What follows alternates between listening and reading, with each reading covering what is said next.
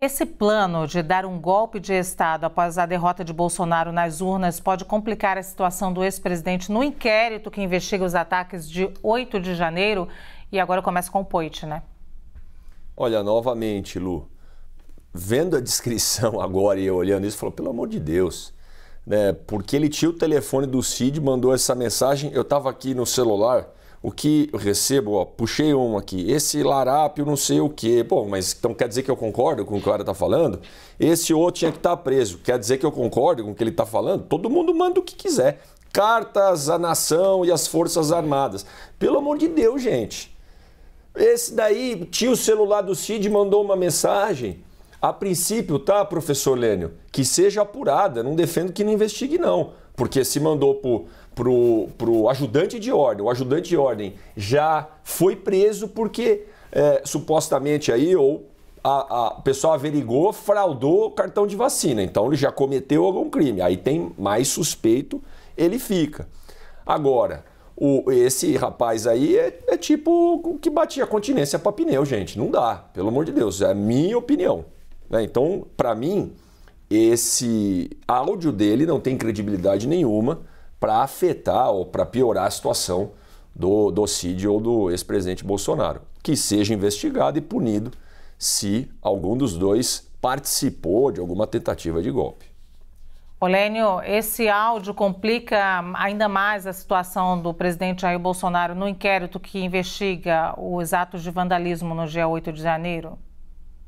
Bom, uma das coisas que complica é a vida do próprio major. Se ele for um advogado, agora a OAB tem que tirar a OAB dele, né? Porque é incompatível. Essa é a primeira coisa que o nosso preclaro major, se ele hoje é um advogado, ele está em maus lençóis, né? Eu espero que a OAB caia em cima dele. O resto são questões que têm que ser, obviamente, apuradas. Eu confio muito na tecnologia, né, da polícia, né?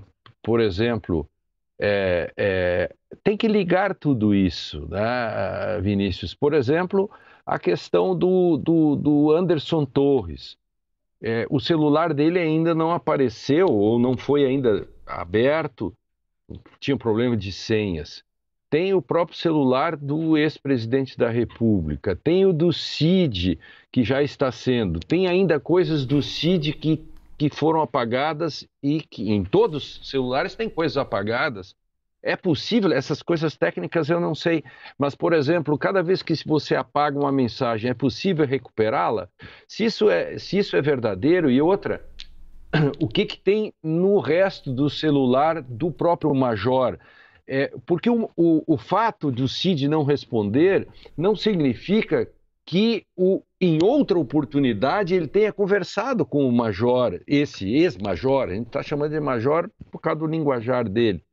Então, é um conjunto de elementos que tem que ser apurados para saber efetivamente com todos os personagens, né? Eu acho que tudo isso, se tem ligação, tem que ter ligação também com o Anderson Torres. Por quê?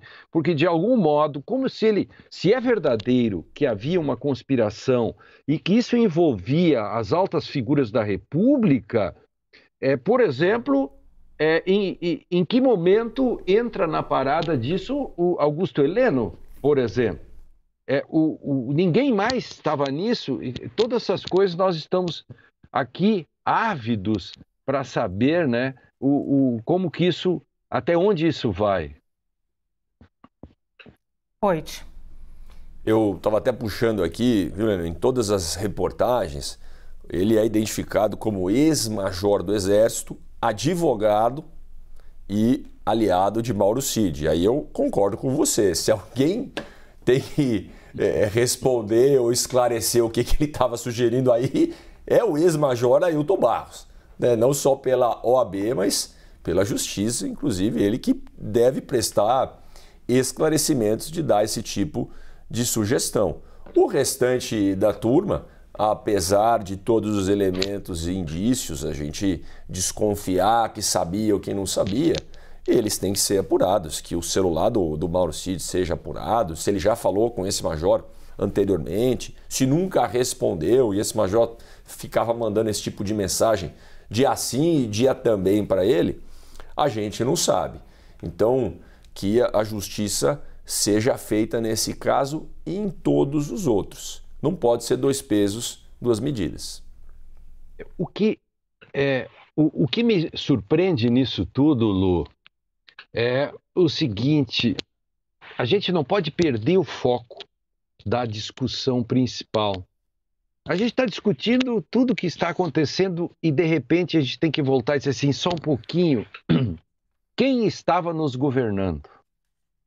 Se o ajudante de ordens é o cara que frauda cartões de vacina, se ele recebe esse tipo de ligação, se o ex-ministro encontram com ele em casa, na casa dele, uma minuta de golpe, o major as falas do major para o Cid tem algo a ver com essa minuta do golpe. A gente fica perguntando como que esse tipo de gente, de pessoas, entrou no poder no Brasil. O que nós fizemos de errado na República para que isso aconteça? Esse é o ponto que nós nunca podemos esquecer. Lênio, eu complemento uma discussão que eu tive ontem, anteontem, com algumas pessoas, né? Falando de investimento de impacto, de crédito, empreendedor. A discussão é muito mais profunda, Lênio. Eu falei, pô, mas nós vamos debater esse áudio desse cara aí pro Cid. Se a gente for usar o mesmo paralelo, todo mundo vai perguntar, mas como é que o Lula disse que não sabia de tudo que aconteceu debaixo do nariz lá atrás, sabe? Vindo para cá, Lênio, passando pela Doutor Arnaldo, aquela ponte ali perto da Paulista, tá cheio de gente fumando crack, usando droga à luz do dia. Por isso que às vezes eu desabafo aqui. Vendo esse tipo de situação, sabe, no reinado de Brasília, que aliás já vai uma outra opinião aqui, um erro transferir a capital federal para lá, porque ficam longe da população. Tem 100 milhões de pessoas sem saneamento, não tem educação básica, não tem saúde, não tem nada para o povo.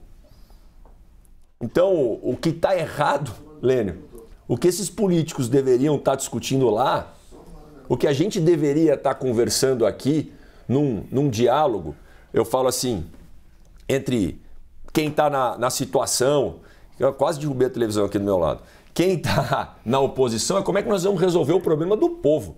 Porque eles só ficam discutindo como é que eles vão resolver o problema deles, lá em Brasília.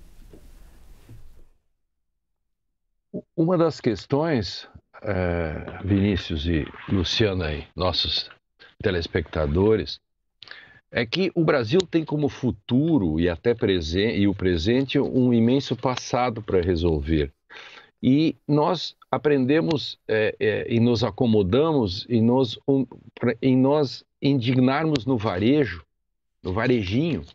Cada um de nós é muito valente e faz as coisas no varejo e nós omitimos no atacado. E esse é um grande problema, na medida em que todos nós nos consideramos o melhor motorista do mundo e quando saímos no trânsito, o trânsito não anda. Porque a crise que se vive numa república é individual, é funcional e estrutural. Se nós queremos mexer a estrutura, temos o problema da função e o problema do indivíduo. Não adianta fazer o melhor trânsito do mundo, estradas, e tiver maus motoristas. É esse conjunto de coisas que nós temos que discutir. E hoje nós estamos focados e chegamos ao ponto de ter que ficar pensando que o ajudante de ordens da autoridade máxima do Brasil era o cara que falsificava cartões de vacina para a filha do próprio presidente e para ele. Céus, onde nós chegamos?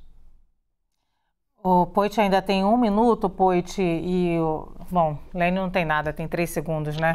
Mas tem tudo. Mas eu quero aterrar vocês de novo nessa situação aqui. Vocês falam muito da questão estrutural. Eu queria entender, na verdade, de vocês, a gravidade desse áudio vazado. Se dá para tratar como bravata um áudio como esse vazado numa situação de um país que teve um 8 de janeiro. Isso. Poit. Lu, a fala e o pensamento desta pessoa que mandou o áudio é muito grave, na minha opinião. Sabe, eu abomino, eu não gosto de andar com gente que pensa desta forma. Ponto. Agora, infelizmente, a gente trouxe o Brasil para um extremismo, a gente trouxe a sociedade para o extremismo, que tem gente que pensa dessa forma. Que tem gente que, do outro lado, acha que... A gente falou de sistemas de governo aqui, já em outros debates. Tem gente que acha que é o comunismo que tem que vir aqui, ou é o socialismo. Tem gente que acha que tem que ter censura. É óbvio que é ruim. Agora, isso não quer dizer que o Cid, embora tenha cometido aparentemente um crime falsificando cartão de vacina, que é a mesma coisa, rapaz, o cara, tipo o ladrão de galinha no interior, pelo amor de Deus, entendeu? Agora, isso não quer dizer que ele pensava da mesma forma. Esse é o único ponto que continuo reforçando aqui.